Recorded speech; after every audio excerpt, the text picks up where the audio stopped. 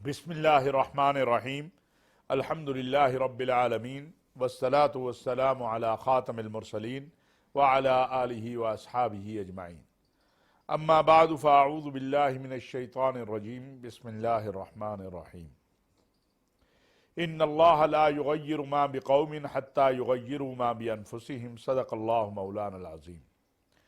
वाजिबुल एहतराम नाज़रीन व सामीईन, अस्सलामु अलैकुम व रहमतुल्लाहि व बरकातुहू। नाज़रीन, खिलाफत राशिदा का दौर, हम सब कहते हैं कि हमें खिलाफत राशिदा का निज़ाम चाहिए, लेकिन खिलाफत राशिदा का दौर जो है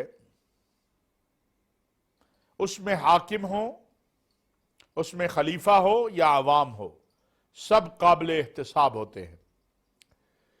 अदलिया हो या दिगर इदारे हों, सब का एहतसाब मुमकिन होता है। आज वो वतन जो ला इलाहा इल्लल्लाह मुहम्मदुर रसूलुल्लाह सल्लल्लाहु अलैहि वसल्लम की बुनियाद पर कायम हुआ है, उसके अहवाल ये हैं कि मुसलसल हम माशी तौर पर, इक्तसादी तौर पर, मुआशराती तौर पर, इखलाकी तौर पर एक मुश्किल हालात का शिकार हैं। इससे निकलना कैसा है? कुरान करीम में मुख्तलिफ मकामात पर ऐसी सूरत हाल से निकलने और ऐसी सूरत हाल के बारे में आगाही दी गई है। कुरान करीम की एक आयत में बताया गया है कि एक बहुत ही अमन वाली, इत्मीनान वाली बस्ती थी। फिर उन बस्ती वालों ने अल्लाह की नाशुक्री की, फिर अल्लाह ने उन पर भूख और खौफ का अजाब मुसल्लत कर दिया। यह पाकिस्तान आज से 20 साल पहले या 25 साल पहले एक अमन और इत्मीनान वाला पाकिस्तान था, जहां एक पड़ोसी दूसरे पड़ोसी का, छोटा बड़े का, बड़ा छोटे का ख्याल रखता था। कोई बीमार हो जाता, पूरा मोहल्ला उसकी तीमारदारी के लिए जाता। किसी के घर में परेशानी आती, सारे उसके ताउन करने वाले बन जाते। फिर एकदम फरावानी अल्लाह ने दी। उस फरावानी में जिसको मिल गया, उसने ये एहसास नहीं किया कि ये अल्लाह का दिया हुआ है तो मैं अपने से छोटे वाले का ख्याल करूं, और जिसको नहीं मिला उसने कोशिश की कि जायज नाजायज तरीके से मैं जिसको मिला हुआ है उसके बराबर पहुंच जाऊं। और आज सब परेशान हैं। अरबपति भी परेशान है और जिसके पास कुछ नहीं है वो भी परेशान है। इस बहरान से कैसे निकला जा सकता है? इस बहरान से निकलने का एक ही रास्ता है, और वो ये है कि हम अपनी वहदत और इत्तेहाद को अपना हथियार बनाएं। हम करप्शन, रिश्वत, इससे दूर हो जाए। हम ताकतवर और कमजोर के लिए एक सा कानून रखें। कैसे? कि अगर कोई ताकतवर कानून की खिलाफ वर्जी करे तो वो भी कटहरे में खड़ा हो, और अगर कोई कमजोर कानून की खिलाफ वर्जी करे तो वो भी कटहरे में खड़ा हो। ये ना हो कि ताकतवर अपनी ताकत के बलबोते पे, अपनी सिफारिश के बलबोते पे, अपने पैसे के बलबोते पे तो बच जाए, और कमजोर जो है उसने कुछ भी ना किया हो वो जेल में चला जाए। नाज़रीन, इसके बगैर जैसे सईदना अली करमल्लाहु वजह ने फरमाया है कि हुकूमतें, मुल्क, रियासतें कुफर के साथ कायम रह सकती हैं, जुल्म के साथ कायम नहीं रह सकती। आज हम अपने 5 स्टार होटलों में देखते हैं जगह नहीं मिलती, टेबल नहीं मिलता, और दूसरी तरफ यह भी सच है कि उसी साहब की गाड़ी चलाने वाला ड्राइवर और उसका पीए और उसका पीएन और उसका घर का चौकीदार, वो अपने बच्चों की दवाई और खाने को तरस रहा है। यह सच है। मुमकिन है आपको बुरा लगे, لیکن یہ حقیقت ہے کہ ہمارے اوپر جو اس وقت بھوک اور خوف جس کے پاس ہے وہ بھی خوف زدہ ہے، اور جس کے پاس نہیں ہے وہ تو ہے ہی ہے. اس کا ایک ہی راستہ ہے کہ ہم اپنے رب کی طرف رجوع کریں اور آقا دو عالم صلی اللہ علیہ وسلم کے بتائے ہوئے رستے پر چل پڑیں. ایمان والے کی نشانی یہ ہے کہ وَمِمَّا رَزَقْنَاهُمْ يُنْفِقُونَ، وہ جمع کر کے نہیں رکھتا ہے. ایمان والے کی نشانی یہ ہے کہ وہ اللہ کے اس حکم پہ عمل کرتا ہے کہ مَنْ ذَا الَّذِي يُقْرِضُ اللَّهَ قَرْضًا حَسَنًا فَيُضَاعِفَ لَهُ أَضْعَافًا كَثِيرًا. اور اپنے وطن سے محبت، وطن سے محبت ایمان کا حصہ ہے. آج پاکستان کی جو یہ صورتحال ہے، میں قسم اٹھا سکتا ہوں کہ پاکستان کے صرف چند گھرانوں کے ڈالر اگر باہر آ جائیں تو پاکستان اپنی معاشی جو پریشانی ہے اس سے باہر نکل سکتا ہے. جس وطن نے سب کچھ ہمیں دیا ہے، عزت دی، آبرو دی، احترام دیا، مقام دیا، آج اس پہ مشکل وقت ہے، اس قوم پہ مشکل وقت ہے، لیکن ہم یہ کرنے کو تیار نہیں ہیں. ہم بینکروں سے جب ملتے ہیں، کئی بینکر دوست وہ کہتے ہیں فلاں علاقے کے اتنے گھروں کے اندر اتنے ڈالر پڑے ہیں، فلاں جگہ اتنے ڈالر پڑے. ہم نہیں کہتے، ہم یہ پوچھنا بھی نہیں چاہتے کہ وہ کیسے آئے ہیں. لیکن کیا اس وطن جس میں ہم رہتے ہیں اس کا تقاضا نہیں ہے کہ ہم اپنی آپ کو اپنے وطن کے لیے سامنے لائیں؟ اسی طرح باقی چیزیں ہیں، ذخیرہ اندوزی کر رہے ہیں. ابھی آپ نے عید پہ دیکھا، ایک دن میں 100 روپیہ، 150 روپیہ پیاز، ٹماٹر بڑھ گیا. وہ فصل اسی دن لگی تھی، وہ فصل تو پرانے پانی کی فصل ہی تھی نا. کیسے ہم ایک دوسرے کے معاون و مددگار بن کے ان حالات سے نکل سکتے ہیں، یہ ہمیں سوچنا ہے. خلافت راشدہ کا دور جس میں خلیفۃ المسلمین کا دل کرتا ہے کہ کچھ میٹھا کھاؤں، اور بیوی جو بیت المال سے آٹا آ رہا ہے اس میں سے تھوڑا تھوڑا نکال کے میٹھا بناتی ہے. کئی دن لگ جاتے ہیں. کہتے ہیں یہ کہاں سے آیا؟ کہا جو آٹا گھر آ رہا تھا نا اس میں سے تھوڑا میں جمع کر رہی تھی. کہا آج کے بعد اتنا آٹا کم آئے گا. کیا ہم سرکاری وسائل کے ساتھ یہ سلوک کرتے ہیں؟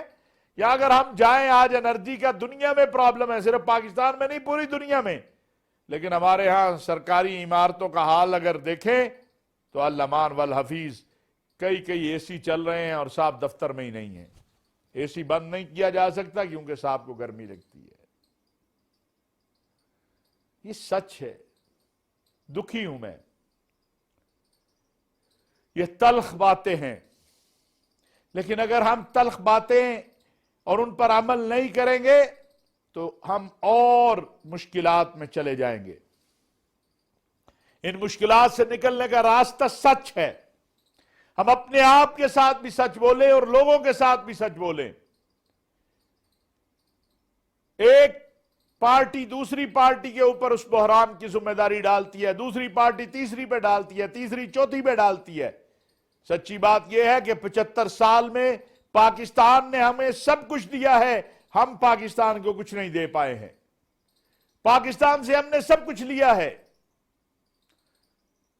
ہماری عزت ہے، ہمارا وقار اللہ کے بعد اس وطن کی وجہ سے ہے، لیکن ہم اس وطن کو کچھ دینے کو تیار نہیں ہیں. ناظرین، آپ کے سامنے ہے انشاءاللہ کل میں سیدنا عثمان غنی رضی اللہ تعالیٰ عنہ پر بات کروں گا. آج میں یہ عرض کرنا چاہتا ہوں کہ ایک ضمنی الیکشن ہوئے، ان ضمنی الیکشن کے نتائج آ گئے. پی ٹی آئی اس میں جو ان کی 7 لوگ تھے خواہ وہ آزاد جیت کے شامل ہوئے تھے یا پی ٹی آئی کے تھے، وہ نشستیں جیت گئی. 5 مسلم لیگ نون نے جیت لیں. جمہوریت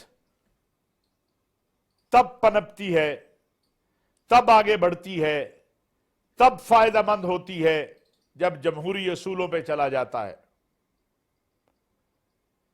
ہم نے یہ ان 4 ماہ میں بہت سارا کچھ دیکھا ہے. ہم نے یہ دیکھا کہ رات کو عدالتیں بھی لگی، اور صرف ایک فریق کے لیے نہیں لگی، اس فریق کو ریلیف دینے کے لیے بھی لگی، اس فریق کے خلاف بھی لگی، چھٹی والے دن بھی لگی. بہت اچھی بات ہے، میں تو بہت خوش ہوں. اللہ کرے یہ ہمیشہ یہ سلسلہ رہے، یہی ہونا چاہیے. لیکن میرا ایک سوال ہے کہ ہم نے یہ کیوں طے کر لیا ہے کہ جو مجھے اچھا لگے وہی ٹھیک ہے، جو میرے خلاف ہو وہ درست نہیں ہے. اگر وہ عدالت میرے لیے لگے تو بڑی اچھی ہے، لیکن اگر وہ عدالت میرے خلاف لگے تو بہت بری ہے.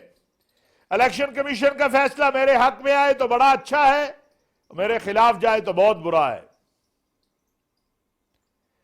اور ناظرین ایک اور تماشا ہے،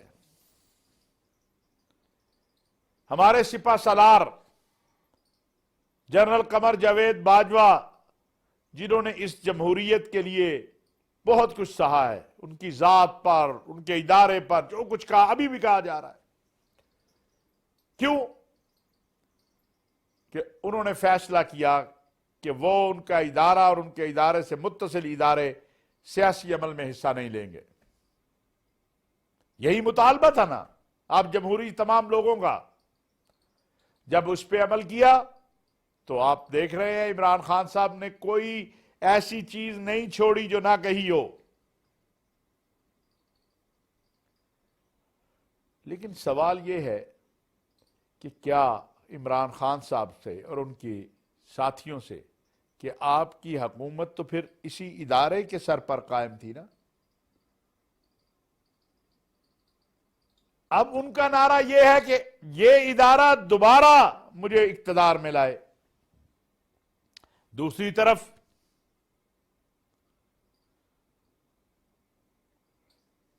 بارہ 13 جماعتوں کا اتحاد جو ہے وہ کہتا ہے فوج کو سیاست میں حصہ نہیں لینا چاہیے. لیکن ان کے گلے بھی اس الیکشن کے بعد ہم سن رہے ہیں. بھائی جمہوری لوگ ہو، عوام میں جاؤ، الیکشن لڑو، الیکشن میں حصہ لو، جو جیت جائے دوسرے کو مبارک دے. کتنا اچھا جسچر پیش کیا وہ ملتان میں سلمان نعیم اور زین قریشی نے، ایک دوسرے کو مبارکباد دی، ایک دوسرے کے ساتھ ہاتھ ملایا، اور شکست تسلیم کرنے والا جس کو شکست ہوئی اس نے شکست تسلیم کی، جس کو فتح ہوئی اس نے فتح تسلیم کی. یہ جذبہ کیوں نہیں آتا ہمارے اندر؟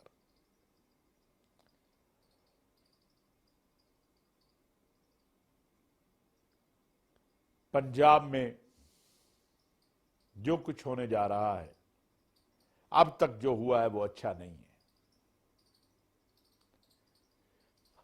یہ وہ چیزیں ہیں جو عوام کا جمہوریت اور پارلیمان اور اداروں سے اعتماد ختم کر دیتی ہیں.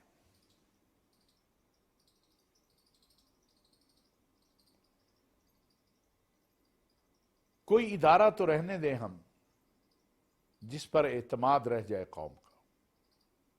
ابھی پچھلے دنوں آپ نے بھی دیکھا ہوگا، ہمارے بھائی ہیں، دوست ہیں، میں تو پارٹیوں کی وجہ سے دشمنیاں نہیں بناتا ہوں.